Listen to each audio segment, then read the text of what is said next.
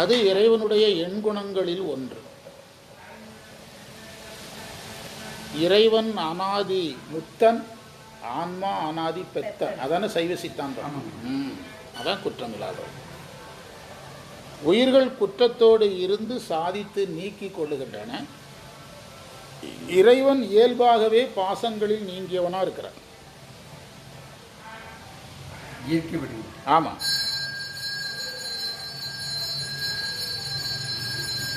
இரண்டாவது கருத்து,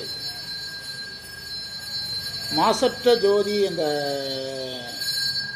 50வது வரியிலிருந்து நம்ம பார்க்குறோம், அப்படிதானே? அப்போ அந்த மூல வரியிலிருந்தே உள்ளே போனால் தான் நல்லாவும் புரியும். மறைந்திருந்தா எம்பெருமான் வல்வினையேன் தன்னை மறைந்திட முடிய மாய இருளை. மறைந்திருந்த மாய இருளை, மறைந்திட முடிய மாய இருளைங்கிறது ஆணவமலம். 51வது வரி. உரை சொல்கிறதுக்கு மறைமலையடிகள் புஸ்தகம் தான் ஏற்றது. காசு பிள்ளை மறைந்திட முடிய மாய இருளைங்கிறது ஆணவமலம். மறைந்திட என்பது உயிரின் அறிவை மறைத்திடன்னு பொருளிடப்படும். கேவலத்தில் உயிரினுடைய அறிவை மறைத்தல் எப்படி புரியப்படணும்? அறிவு இச்சை செயல் மறைக்கப்படுதல்னு புரியப்படும். கேவலத்தில் உயிரின் அறிவு மறைக்கப்படுதல்ங்கிறத எப்படி புரிஞ்சுக்கணும்? அறிவு இச்சை செயல் மறைக்கப்படுதல்னு புரிஞ்சுக்கணும். கேவலத்தில் ஆணவம் உயிரினுடைய அறிவை மறைக்கும். அப்போது ஆணவ மலத்துக்கு பேர் ஆவாரக சக்தி. ஆவாரகம்னா மறைப்புன்னு அர்த்தம். முழுவதும் மறைத்தல். சகலத்தில் ஆணவ மலத்தினுடைய சக்திக்கு பேர் அதோ ஞாமிகா சக்தி. அதோ ஞாமிகா சக்தி இது எல்லாருக்கும் தெரியும், ஆனால் சொல்லிக்கிட்டே இருக்கணும். அப்போ தான் இது நம்ம மனசில் என்ன செய்யும், நிற்கும். அதோ ஞாமிகா சக்தி, கீழ்ப்படுத்தும் சக்தின்னு அர்த்தம். இந்த அதோ ஞாமிகா சக்திக்கு என்ன வேலைன்னா, உயர்ந்ததை தாழ்ந்ததாகவும் தாழ்ந்ததை உயர்ந்ததாகவும் காட்டும். நேற்று ஒரு மாணவர் சொல்கிறார் பாருங்களா, நீங்கள் திருமுறை படித்து என்ன பண்ண போகிறீங்க, சித்தாந்தம் படித்து என்ன பண்ண போகிறீங்க, வகுப்புக்கு எதுக்கு போகிறீங்க, வகுப்பு போகிறது நிறுத்துங்க அப்படின்னா நமக்கு ஏன் கோபம் வருது? கெடுறது நம்ம பொழப்பல்ல. என்ன, நீங்கள் வராதவங்கள வாங்கன்னு நம்ம கூப்பிடலை, வர்றவங்களை கெடுக்கிறாங்கல்ல. அப்போ தான் நமக்கு என்ன செய்யுது, கோபம் வர்றது காரணம். அது காரணம் அவங்களுக்கு எந்த சக்தி ஓவராக வேலை செய்துன்னு அர்த்தம், அதோ ஞாமிகா சக்தி கீழ்ப்படுத்துதுன்னு அர்த்தம். தவறு செய்கிறவங்களுக்கு மதிப்பு கொடுக்கக்கூடாதுங்கிறது தமிழ் அறம். தமிழ் அறம். ஆமாம், கீழ்நோக்கி எடுக்கிறது. தவறு செய்கிறவங்களுக்கு மதிப்பு கொடுக்கக்கூடாதுங்கிறது தமிழ் அறம். மரம் மக்களாவதிலே வேறு, திருவள்ளுவர் சொல்கிறாரு. மரம் மக்களாவதிலே வேறு அப்படிங்கிறார். என்ன அர்த்தம் தெரியுமா? அது எந்த திருக்குறளினுடைய தொடக்கம்னு தெரிய வரல. மரம் மக்களாதலே வேறுங்கிறார். அது என்ன இடம்னா, அந்த தவறு செய்கிறவனை திட்டிவிட்டு அவனெல்லாம் மரம்டா அப்படின்னு வள்ளுவர்கிட்ட நாம் கேட்குறோம். அவனை மரம்ங்கிறீங்களே, அவனுக்கு கால்கை இல்லையே, கண்ணு காதெல்லாம் இருந்ததுனா தானே நீங்கள் அவனை மரம்னு சொல்லணும். அப்படின்னா உருவத்தில் மரமாக இருக்கான், அவன் உருவத்தில் மனுஷனாக இருக்கான், குணத்தில் மரமாக இருக்கான். அப்போ வள்ளுவர் ஒரு செய்தியை நமக்கு கற்றுத்தர்றாரு. தப்பு பண்ணுறவனுக்கு மதிப்பு கொடுக்கக்கூடாது, தமிழ் அறம். ஆமாம், தப்பு பண்ணுறவனுக்கு மதிப்பு கொடுத்தீங்கன்னா நீங்கள் மேலும் தப்பு பண்ணணும். வீரப்பனை வீரப்பர் அப்படின்னாங்க நம்ம அரசியல்வாதிகள். கடந்த கால வரலாறு. வீரப்பன் யானையை கொள்கிறான், எல்லாத்தையும் வெட்டி அழிக்கிறான். அவனை என்ன சொன்னாங்க நம்ம அரசியல்வாதிகள்? வீரப்பர் அப்படின்னாங்க. அது பெரிய சர்ச்சையாகவே மாறிச்சு தமிழ் உலகத்தில். திருவள்ளுவருடைய திருக்குறள், உரம் ஒருவருக்கு உள்ள வெறுக்கை அக்தில்லார் மரம் மக்களாதலே வேறு.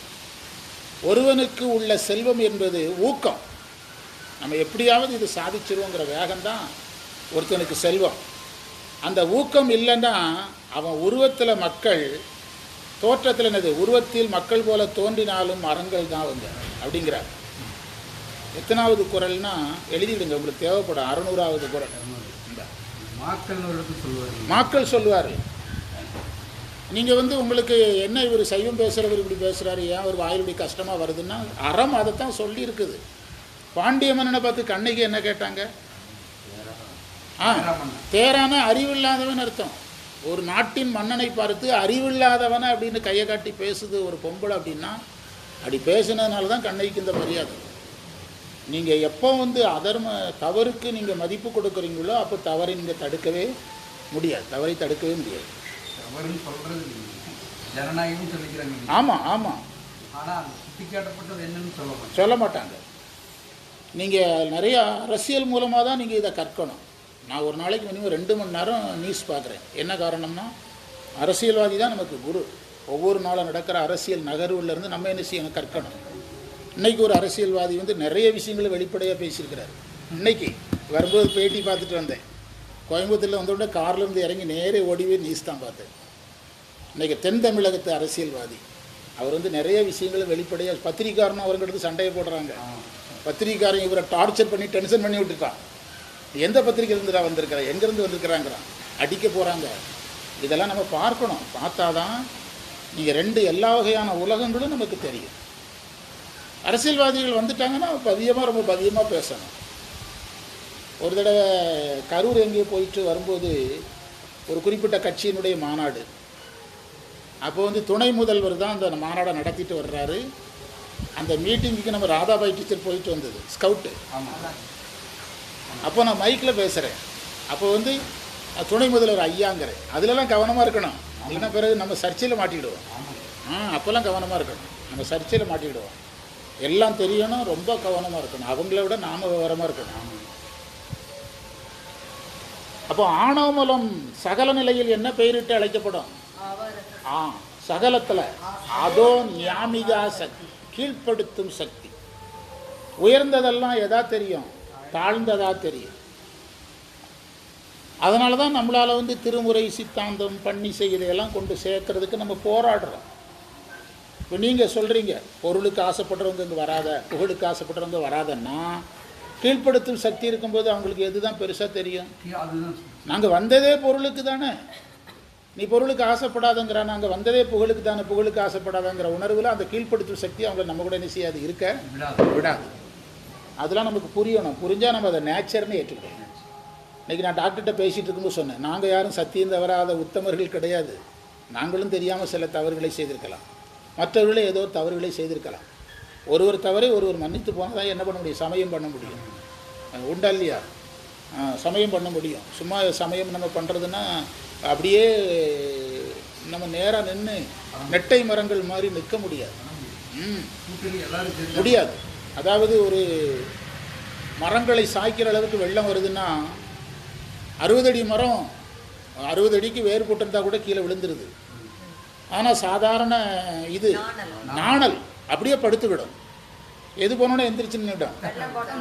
அந்த மரத்துக்கு தன்னை காப்பாற்ற தெரியல, இந்த நாணல் படுத்து கொண்டதுனால காப்பாற்றிடும். அதனால் அந்த ஃப்ளெக்சிபிளும் நமக்கு தெரியும். அதுக்காக எல்லாத்தையும் கண்டு ஆமாமான்னு தலையாட்டுற இடத்துக்கு நம்ம என்ன செய்யக்கூடாது, போகக்கூடாது. ஆமாம் ஆமாம் ஆமாம். அவங்க 2 பேருமே கடவுள், எப்படி வேணாலும் இருப்பாங்க. என்ன சொல்கிறீங்க? 2 பேரும் கடவுள், எப்படி வேணாலும் இருப்பாங்க. அதனால் ஆணவமலத்தினுடைய தன்மையை சொன்னார். இந்த ஆணவமலம் போகிறதுக்காக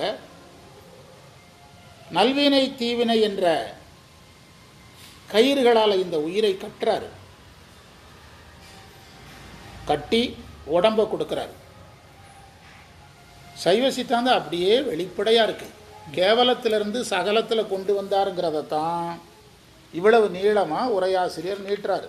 அவர் சிம்பிளாக சொல்லியிருக்கிறாரு, மறைந்திருந்தாய் எம்பெருமான் வல்வினையேன் தன்னை மறைந்திட மூடிய மாய இருளை அறம்பாவம் என்னும் அருங்கையிட்டால் கட்டி புறந்த. இது அவ்வளவும் இதெல்லாம் சகல நிலை. அறம்பாவம்னு வந்துட்டாலே என்ன நிலை தான்? ஆமாம். அறம்பாவம் என்னும் அருங்கையிட்டால் கட்டி புறந்தோல் பொறுத்தெங்கும் புழு அழுக்கு மூடி அவ்வளவும் சகல நிலை. மலஞ்சோறும் 9 வாயிற்குடிலை மலங்க புலனைந்து புலன்கள் வந்துட்டா சகல நிலை. ரொம்ப சிம்பிளாக சொல்லுங்க சார். நான் தனுகரண கொடுத்தாய், அவ்வளோதான். மறைந்திட மூடிய மாய இருளை கேவலம், அறம்பாவம் புறந்தோல் பொறுத்து மலஞ்சோறும் 9 மலங்க புலனைந்தும் விலங்கு மனத்தால், அது வரைக்கும் என்னது சகலம், அது வரைக்கும் சுகலம், அது பிறகு சுத்தம். நேற்று பாடம் எப்படி மாறிட்டு பாருங்க. நேற்று பாடம் வேற, இன்னைக்கு அதே பாடம் வேற. அறம்பாவம் என்பது வினையை கூட்டுறாரு சகலத்தில். வினை எப்போ கூட்டப்படும்? சகலத்தில் தான் கூட்டப்படும். புறந்தோல் போர்த்தங்குங்கிறது மாயையே கூட்டுறாரு. மலஞ்சோறும் 9 வாயிற் குடில்னு சொல்லும்போது நீங்கள் இந்திரியங்களுக்கு போயிடணும். மலஞ்சோறும் 9 ஞானேந்திரியம், இந்திரியங்களை பதிகிறாரு. 36 தத்துவம் சொல்லியாச்சு சார், போங்க. நீங்கள் 36 தத்துவத்தை நேரே மைக் பிடிச்சி பேசுனீங்கன்னா டென்ஷன் ஆகிடுவான். இந்த வரியை சொல்லிக்கிட்டு அதை சொன்னீங்கன்னா அழகாக புரியும். இந்த மலஞ்சோறும் 9 வாயில் குடில்னு சொல்லும்போது என்ன இந்திரியங்கள் வந்துடுது? ஞானேந்திரியம், கர்மேந்திரியம். 9 வாயில் குடிலை மலங்க புலனைந்தும், புலனுக்கு வந்துட்டாரு. புலனுக்கு வரும்போது ஐம்புல வேடரின் அயர்ந்தனை வளர்ந்தன தம்முதல் குருவுமாய் தவத்தினில் உணர்த்த விட்டு வஞ்சனையை செய்ய. ஐம்புல வேடர், அதுதான் வஞ்சனை. விலங்கு மனம், இறைவனிலிருந்து நம்மை விளக்கக்கூடிய மனம், அந்த கரணத்துக்கு வந்துட்டாரு. படிநிலையில் சூப்பராக வச்சிருக்கிறாருங்க. பருப்பொருளிலிருந்து எதை நோக்கி வர்றாரு? சிவஞான போதத்தில் அந்த கரணம் ஆன்மாங்கிறத எப்போ மறுக்கிறோம்? அந்த கரணம் ஆன்மாங்கிறது 5ஆம் நூற்பாவில் மறுக்கிறோம். அதுக்கு முந்தியெல்லாம் வேற தான் மறுக்கிறோம். தூள உடம்பை மறுக்கிறோம், சூக்கும உடம்பை மறுக்கிறோம், பிராணனை மறுக்கிறோம். 4ஆம் நூற்பாவில் தான் எதை மறுக்கிறோம்? அந்த கரணங்களை மறுக்கிறோம். ஏன் 8வது கான்செப்டாக அதை வச்சாங்க? 8வது கான்செப்ட் ஏன்னா அதுதான் இருக்கிறதுலையே மனிதன் சார்ந்த விஷயங்கள்ல அதுதான் நுண்பொருள். அதுதான் என்ன பொருள்? பிராணனை மறுத்து முடித்த பிறகு இறைவன் நான் பிரம்மம்னு சொல்கிற இடத்தையும் மறுத்த பிறகு தான் எதுக்கு வர்றாங்க? அந்த கரணத்துக்கு வர்றாங்க. அந்த கரணம் அவற்றில் ஒன்று என்றவை சந்தித்தது ஆன்மா சகசமலத்து உணராது அமைச்சி அரசு ஏய்ப்பன் என்று அந்த நூற்பாவை பொருத்த வேண்டிய இடம் விலங்கு மனம். எப்படி இருக்குது சைவ சித்தாந்தம்? இதை நம்மள்கிட்ட கொடுத்தா மறைந்திட முடியுமா? ஏருளை அரம்பாவும் இன்னும் அருந்திட்டால் கட்டி. நேற்று ஏன் நான் அவ்வளோ டென்ஷனாக பேசினேன்னா, அந்த சகோதரி ஆர்வத்தில் ஒரு திருவாசல் வரிக்கு பொருள் சொல்லியிருக்கு. நீங்களாம் வர்றதுக்கு முந்தி சொல்லிச்சு. முற்றோதல்ல ஒருத்தர் வந்தமா பாட்டு படிச்சோமான்னு போயிட்டே இரு, பொருள் சொல்கிற வேலையெல்லாம் வச்சுக்கிடாதுன்ட்டு எந்திரிச்சு வீட்டுக்கு போயிட்டார். ஒரு கோயிலில் நான் சொன்னேன், இனி அவர் வந்தாருன்னா நீ எந்திரிச்சு போயிரு அப்படின்னு. திருவாசகம் பாடுனா போதும், பொருள் தெரிய வேண்டியதில்லை நேரம்.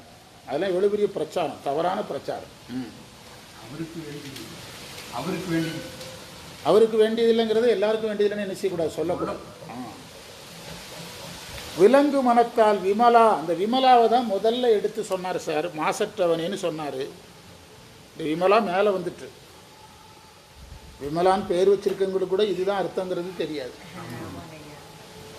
ஏன் இப்போ திடீர்னு இறைவனை விமலான்னு அழைச்சாரு?